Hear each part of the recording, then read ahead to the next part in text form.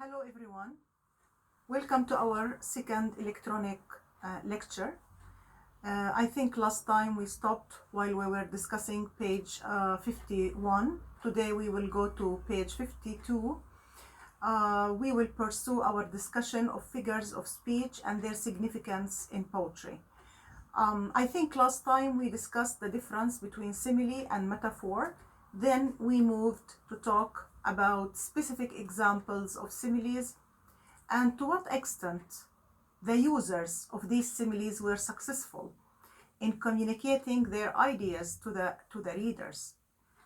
One of the things that I will emphasize from now on as I deal with figures of speech is that there is always a function for any figure of speech that we use in poetry, and in poetry in specific, because poets often communicate their ideas in a figurative way. Today we will take an example from the famous romantic poet William Wordsworth.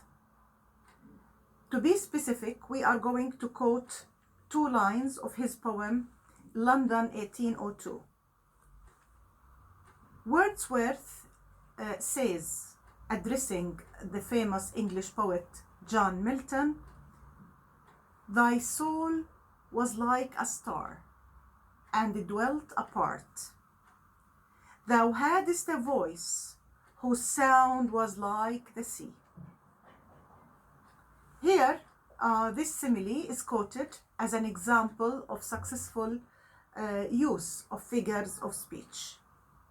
Let us now analyze this figure of speech to its main components. Thy soul is the tenor. Like is the indicator of resemblance. A star is the vehicle of the simile. So this is exactly the simile that we have in line number 1. Actually, it's worth our attention to notice why does Wordsworth praise Milton. Wordsworth is a romantic poet, and Milton belongs to a period of time that preceded the Romantic age.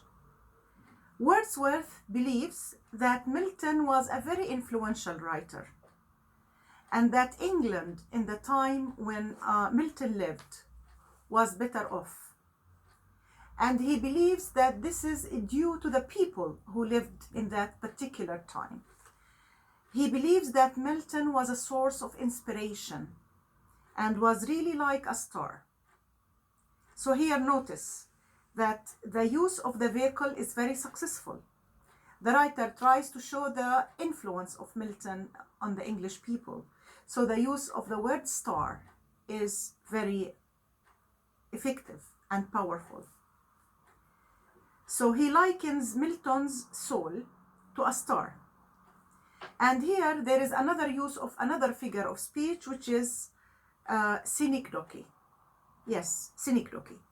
The synecdoche as a figure of speech is a sub-category of metonymy, which is an act of substitution in language. Here, Wordsworth mentions Milton's soul, and he means Milton as a whole. So he used the part and he means the whole. So Milton's soul stands for Milton himself. So the soul of Milton was like a star. What could be the similarity between the star and Milton's soul? Now, what's the function of the star? The star gives light, and it is most appreciated when we talk about darkness. So in the times of difficulties, what do we usually do? Who do we usually remember? We remember the important people, the people who had their touch on everything. So Wordsworth in this poem believes that England is experiencing a difficult era in its history.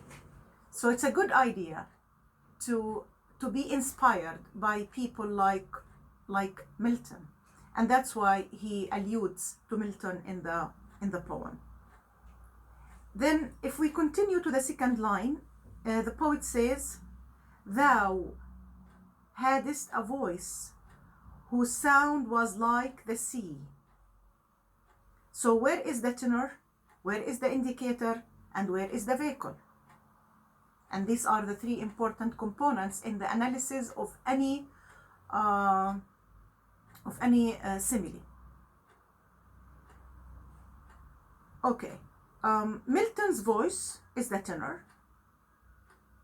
The indicator is like, and the vehicle is sea. He likens the voice of Milton to the sea. Again, voice is another example of synecdoche, which is a subcategory of metonymy. A subcategory of metonymy. And here the poet doesn't mean Milton's voice only, he means Milton as a whole. So he mentioned the voice and he means the whole. Anyways, voice is the tenor. Like is the indicator, and the sea is the vehicle. Now, what could be the similarity between Milton's voice and the sea? Of course, taking into consideration that we are talking about a romantic poet. Romantic poets believe that nature is a source of inspiration. And the sea is indeed one of the most important things that give inspiration to poets. I mean, poets in general and romantic poets in specific. So, according to William Wordsworth, John Milton is so influential that he is likened to the sea. What could be the meaning of the sea here? The sea as a source of giving. The sea as a source of power and influence. Milton was as powerful and strong, so much so that the poet likens him to the sea.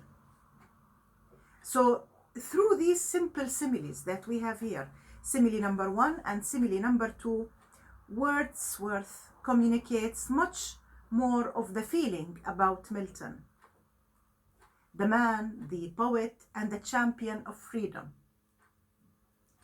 Comparing Milton's soul with a star immediately raises far above the level of earthly creatures. He becomes a star, and this star suggests something heavenly. Also, the use of "thy soul it dwelt apart." This kind of thing here emphasizes the detachment of Milton from what is merely earthly and commonplace. So he is something higher than what we might consider commonplace. So how did Wordsworth communicate all these meanings? It's through the use of simile, through using a specific type of simile to give Milton a sort of eminence, So he raises Milton above the mortal by using things that implicate that Milton is superior to everyone. Also, when we see that Wordsworth compares the sound of Milton to the sea, it means, of course, that Milton was not simply an orator or a man who used to deliver speeches, but a great poet and a great prose writer whose voice was heard throughout his writing. Indeed, this is a good example of an effective simile, because the sea is a very effective simile, and it is very appropriate. It is very appropriate to Milton's magnificent writings, and also we notice that here the poet mixes between sound and sense. So we notice that the superiority of Milton to many other people is very clear in these two lines of poetry. So, to sum up, through simple similes, then, we can see how Milton communicates something of the quality of Milton's writing and some of his greatness as a man. So it's really nice to read similes written by great writers about great people like Milton. Definitely, as students who study English literature, you might be interested in having examples quoted from Shakespeare. And here we have a fabulous example. And probably many times we said that Shakespeare was obsessed with the concept of time, and that Shakespeare was afraid of old age, even though, you know, like Shakespeare died when he was 52. So I have this kind of quote from one of Shakespeare's sonnets. Shakespeare says, "Like as the waves make towards the peopled shore, so do our minutes hasten to their end. Each changing place with that which goes before, in sequent toil, all forwards do content." As usual, Shakespeare doesn't make himself very clear to ordinary readers. Shakespeare needs contemplation and thinking before we can analyze any of his similes. The basic idea of the poem is actually the influence of time on us as human beings. And it is nice to ask, do you think that the effect of time is positive or negative? How can we find out?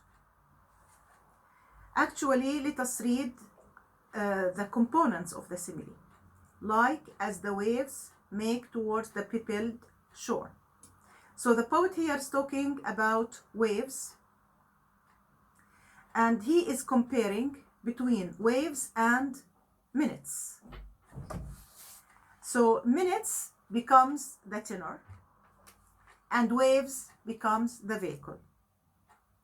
And where is the indicator of resemblance? Actually, Shakespeare started with it. So this is not the normal order, but okay, here he has all the components. So the indicator of resemblance is like. Shakespeare wants to express the basic idea of the poem, which is the destructiveness of time. Time indeed has a destructive effect on human beings. So as you can see, this sonnet gives us a sense of endless forward movement of time. His simile compares minutes hurrying to their end with waves which successively break on the peopled shore. We notice that the effectiveness and the appropriateness of the simile arises from the awareness of the continuity of the breaking waves, exactly like the continuity of time. For each one that breaks, there is another about to break. This is exactly what we mean by waves. So the process is endless, and always it is in the same direction. So if we think deeply about this simile, if we start a lecture, let us say at 9 o'clock, and then we let it go for half an hour, and we feel that we need more time to finish what we have to finish, can we really reverse time? Can we win 5 minutes? Can we say, okay, we don't want it to be 9:30, we want it to be 9:20? Is that possible? The answer is very easy. It is no. Time is irreversible. If we say that it's 9 o'clock, it cannot be 8. how is that related to the sea? We know that the sea has something we call ebb and tide. Ebb and tide. One wave approaches the, let us say, the shore, and it breaks against the shore. If one wave breaks against the shore, can we have it back? The answer is no. And this is our life. Our life is spent in the same way. So we notice that the simile has done a very important job. Actually, this thing is what figures of speech is all about. The important thing is that making the abstract thing concrete. The concept of time is indeed an abstract thing, but Shakespeare, with amazing success, was able to turn the abstract idea into a concrete thing that can be easily visualized by the readers. Time is something theoretical in our minds, but our experience with the sea and the waves are indeed vivid and concrete experiences. And Shakespeare was also successful in making us feel the continuity of time. His use of the fully developed simile here is most effective. Okay. I think here we have given some individual examples from different writers. Most of these writers belong to, let us say, to the classical times. So it's a good idea now to move on and to have a good example from modern poetry, specifically free verse. And I've chosen Langston Hughes's poem, A Dream Deferred. The reason why I chose this poem that you have on page 54 is to see how a poet can communicate all his ideas through the use of simile. That is, the poem itself is a series of similes, one simile after the other, till we have the idea communicated by the writer. For those who do not remember Langston Hughes, Langston Hughes is an Afro-American poet who was born to a white father and a black mother. Most of his poems were about racial discrimination and racial segregation. He basically wrote about his own problem, but it was not only his. I think it was a very hotly debated issue in most of the poetry of black writers who asked for equal rights, exactly like the white people. Langston Hughes's A Dream Deferred is an excellent example of successful employments of similes in poetry. The title A Dream Deferred is something that we will discover at the end of the poem. But first of all, I think dream here is not exactly the thing we see in our sleep. It is also something that we hope to achieve. It is sort of ambition. It's our ambition, or the thing we hope that we will be able to attain at the end. Deferred means like to postpone something. So it's an ambition which is postponed.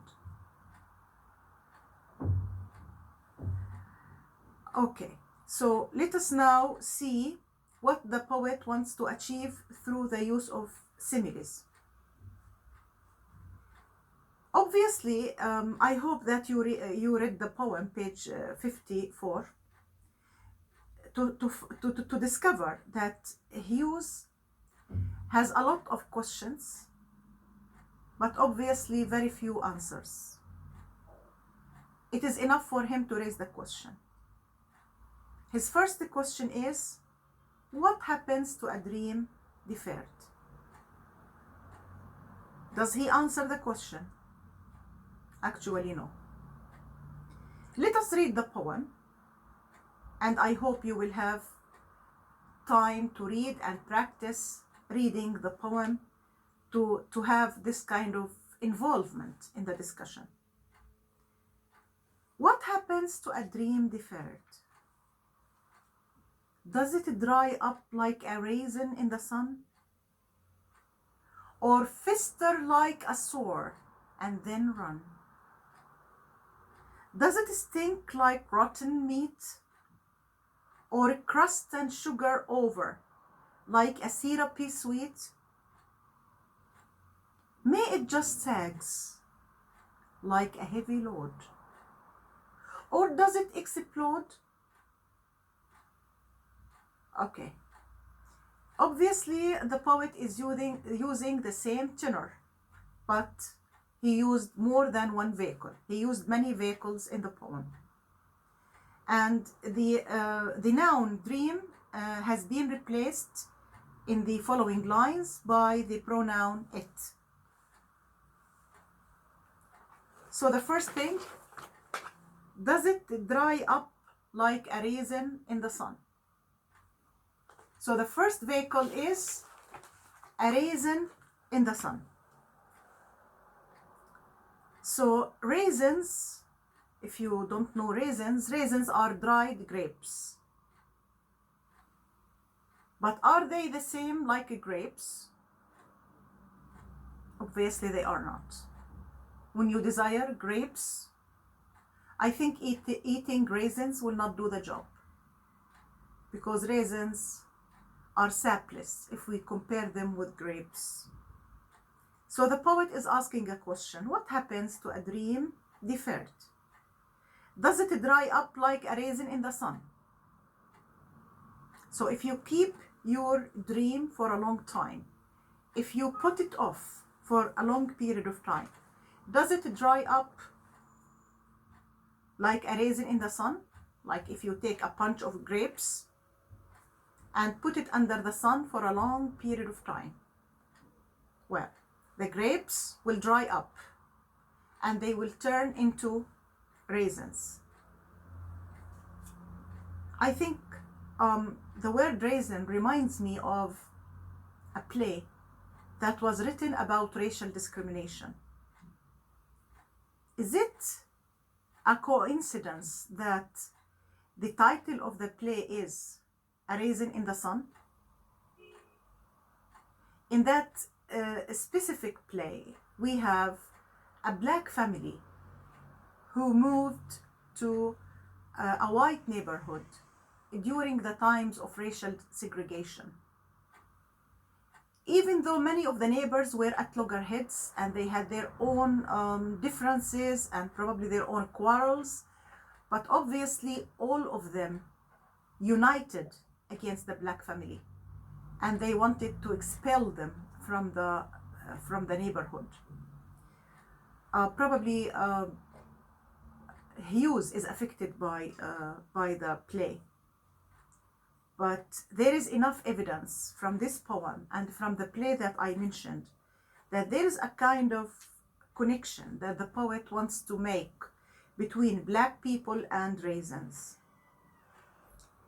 Raisins are also here related to the sun.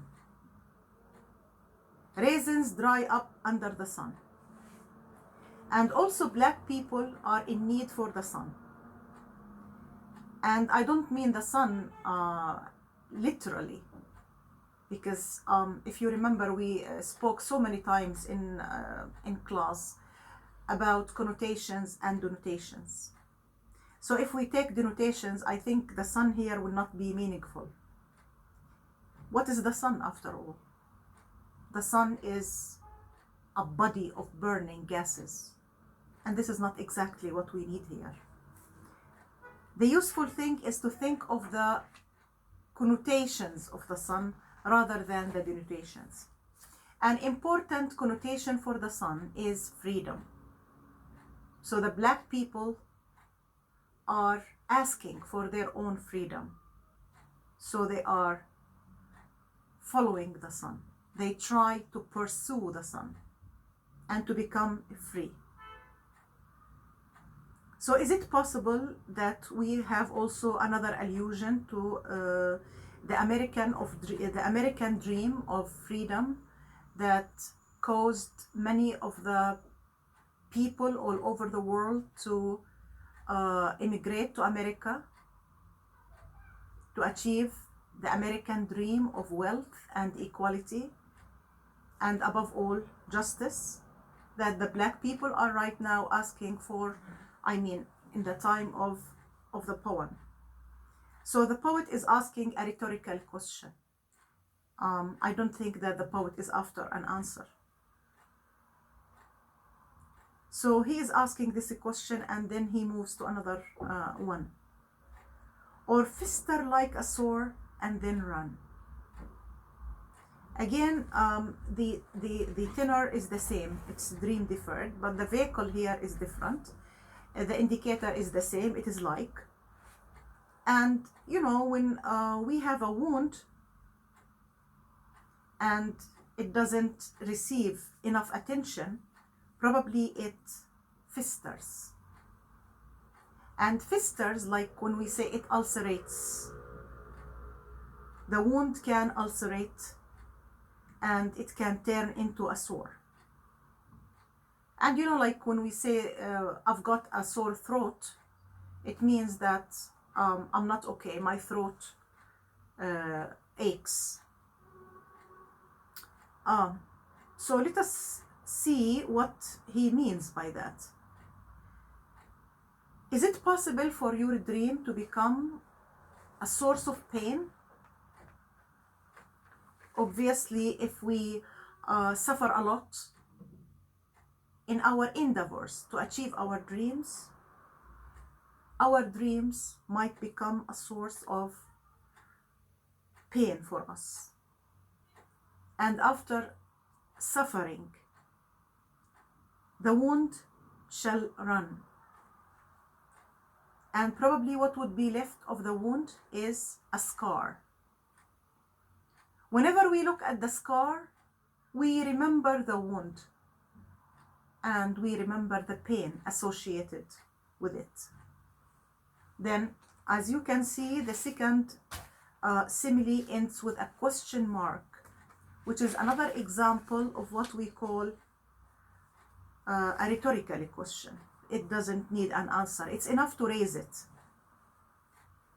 Then we move here to the third simile. Does it stink like rotten meat? So far, the poet has been dealing with visual images.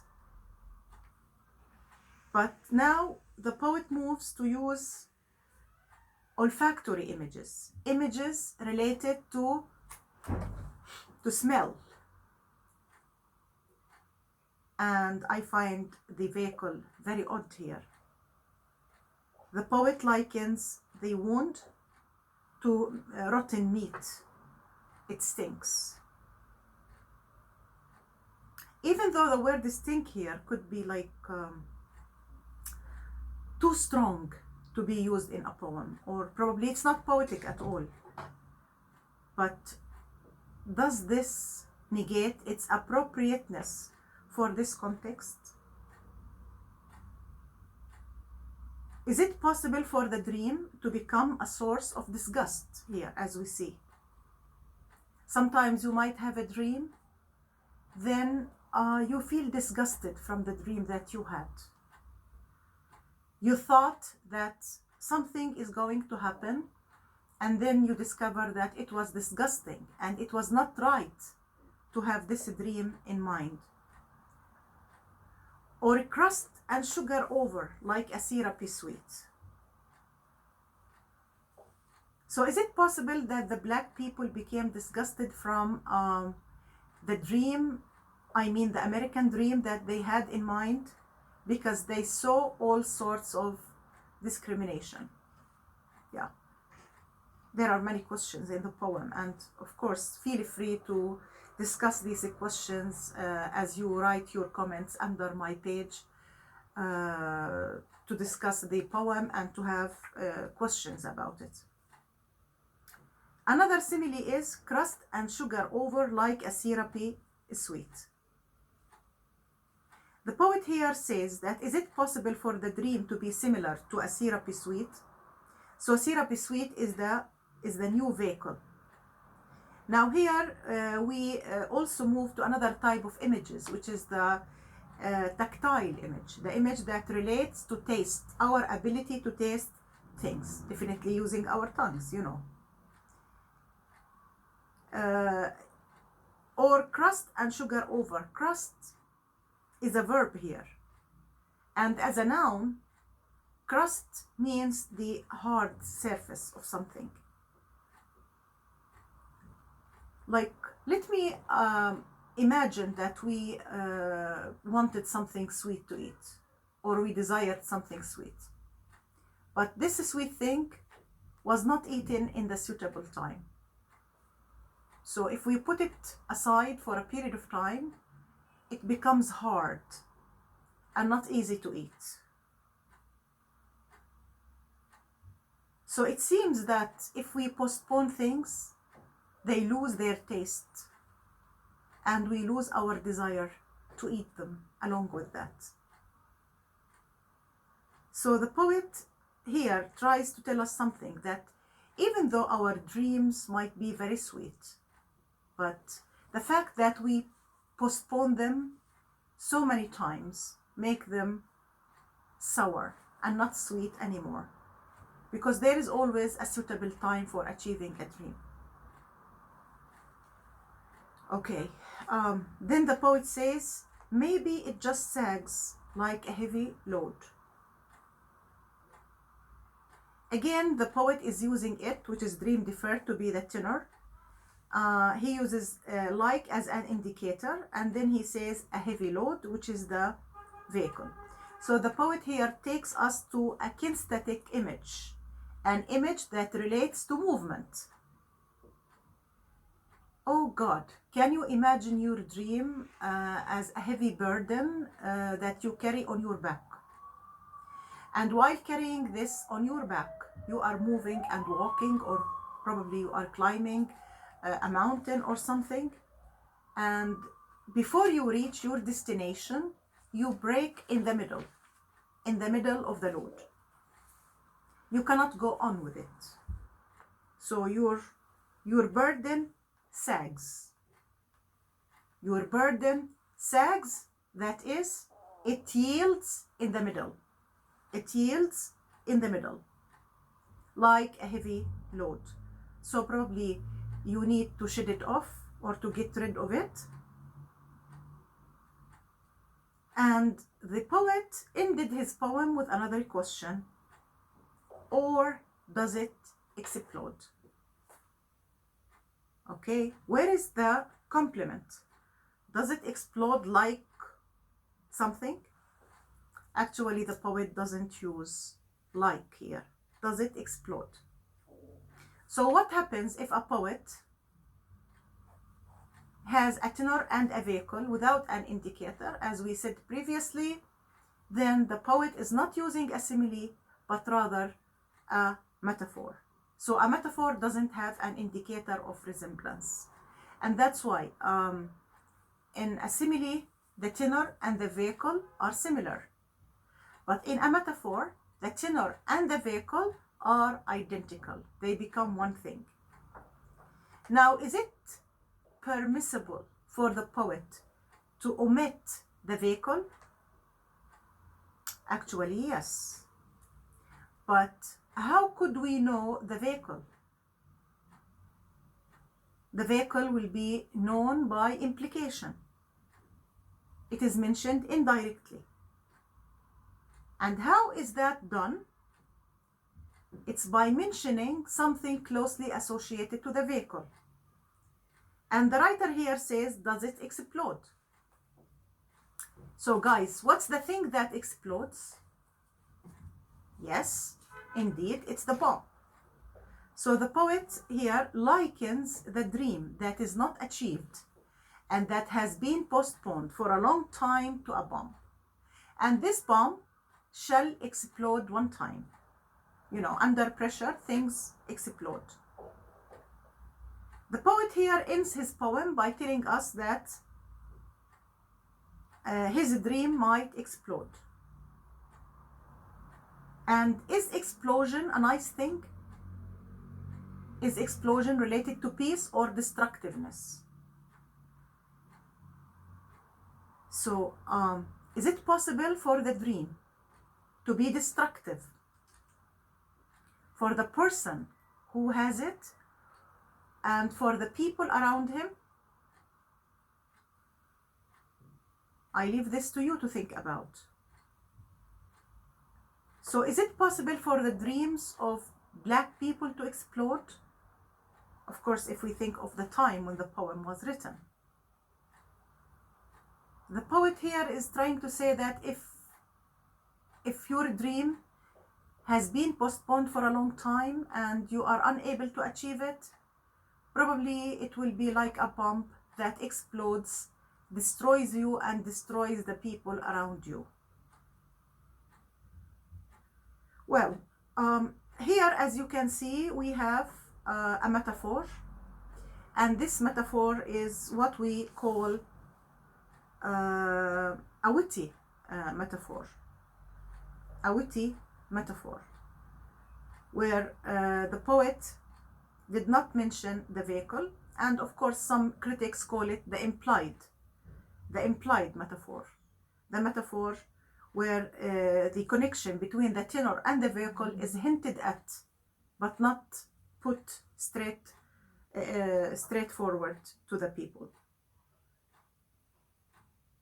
Okay, so Langston Hughes's poem is an excellent example of a poem that was basically based on the use of simile. The poet moves from one simile to another to communicate the same idea, that dreams should be achieved, and that's why we dream. We dream because we want to achieve our dreams. And if we are forcefully denied these dreams, they will explode one time. I hope that this poem gave you a good idea about the meaning of simile. And I want to emphasize again and again, and that figures of speech are not only used in poetry, but also in everyday life. So let us move on and talk about specific examples of metaphors before we take a poem which is fully based on the use of extended metaphors. Like similes, metaphors can be skillfully and successfully employed, and they can sometimes be inappropriate or let us say not as successful as the poet wished them to be. I will move to page 56. Page 56 has a stanza quoted from Shakespeare's sonnet, That Time of Year. I have chosen this example to show you that unlike similes, metaphors do not need to have the three components mentioned, that is tenor, vehicle, indicator. In a metaphor you can have tenor and vehicle without an indicator, but you can also say, as we saw a minute ago when we were saying explode, the poet did not mention the vehicle but something closely associated with the vehicle. That is, a simile can be a tenor with something associated with the vehicle.